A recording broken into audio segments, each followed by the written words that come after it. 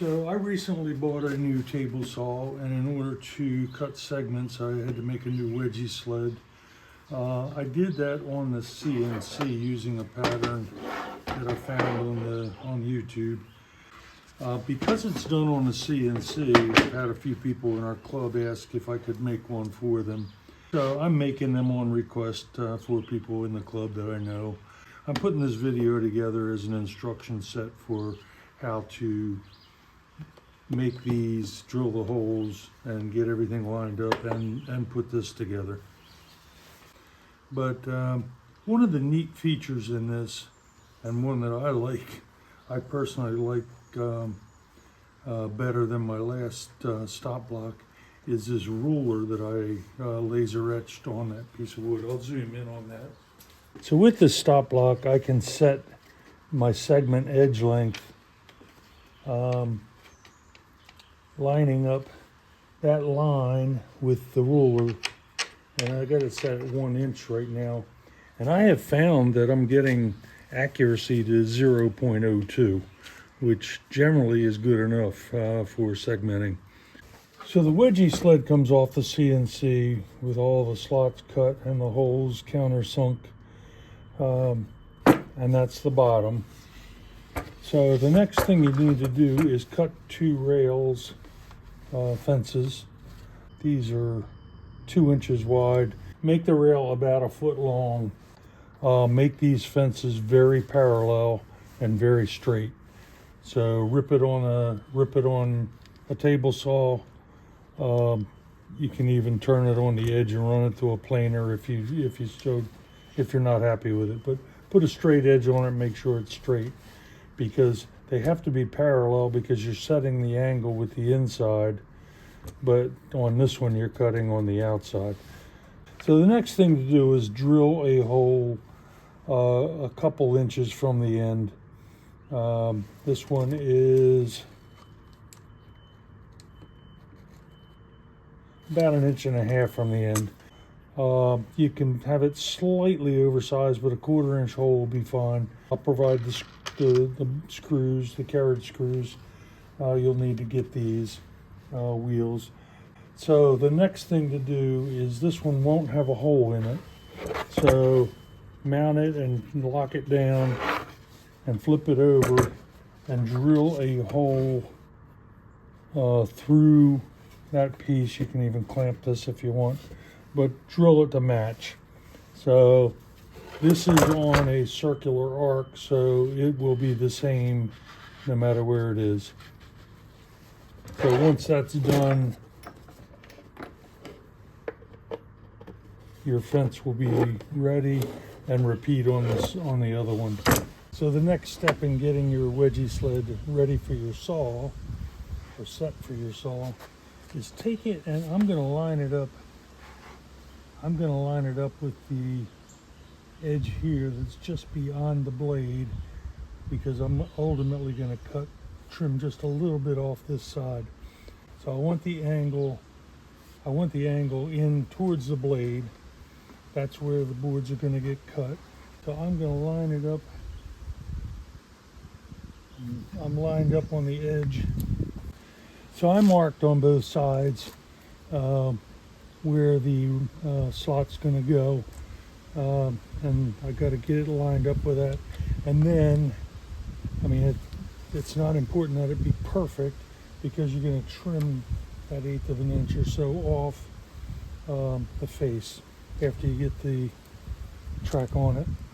So you need to get a track. It could be wood, it can be plastic, but I bought one of these PowerTech, the little adjusting screws in the side. So I'm going to use these 1/4 inch flat head machine screws, and I'll throw a couple in with each wedgie sled. So I've got the track lined up on the marks, and I'm just going to use this screwdriver that I ground to a point that I use for a center punch to mark holes for drilling.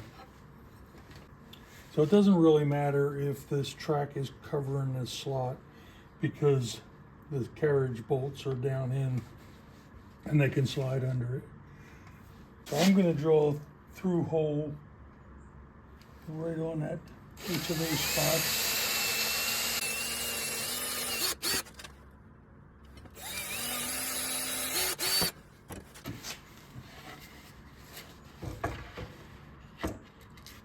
And then I just need to clean up those holes a little bit on the surface.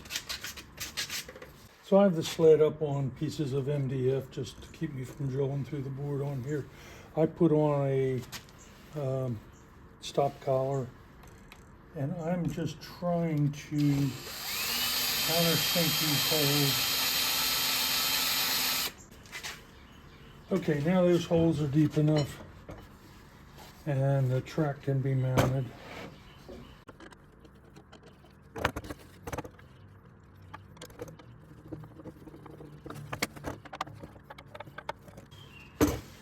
So now the track is firmly mounted on the Wedgie Sled. Okay, so the final step on this is you get the track in the slot, and it's going to trim off this 1/8 of an inch or 1/4 inch off the sled, and then this edge will be a 0 tolerance, perfectly perpendicular slot. That's what I'm going to do.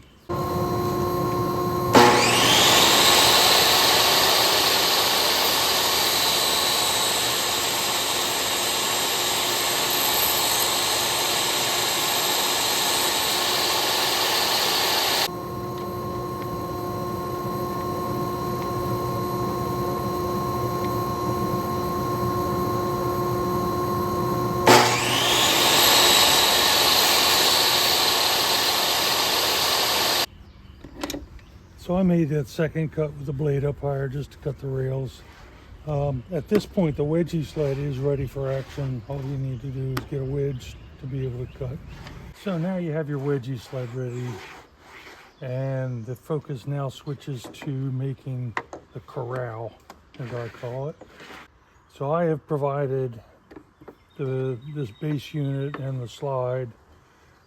Still to be made or bought is a track to mount it on. You just need another piece of scrap lumber, 3 inches by 9 roughly, on that end, but it can be any dimension you want. And then this angled piece, which is the toughest part. So tighten up your carriage bolt, your thumb wheel on the carriage bolt, and set it to exactly 0. Then you want to bring your track in. Whether you buy one or make one is your choice. But what you're trying to do is trim this with it mounted on the track. And then you'll have a exact 0 point. I will try to demonstrate cutting an angled piece to use in the corral. It will have an angled end on one end, and I'll stop short of maybe 5-6 inches short so that I can have a square or rectangular end on the other end.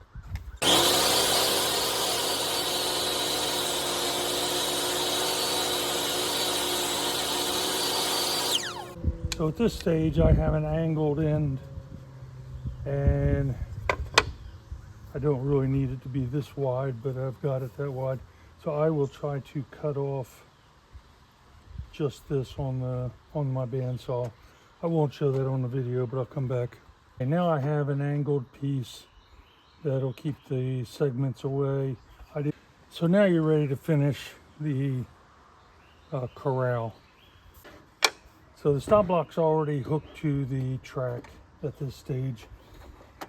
You need to measure this and see where you want it. I like it pretty close to the blade.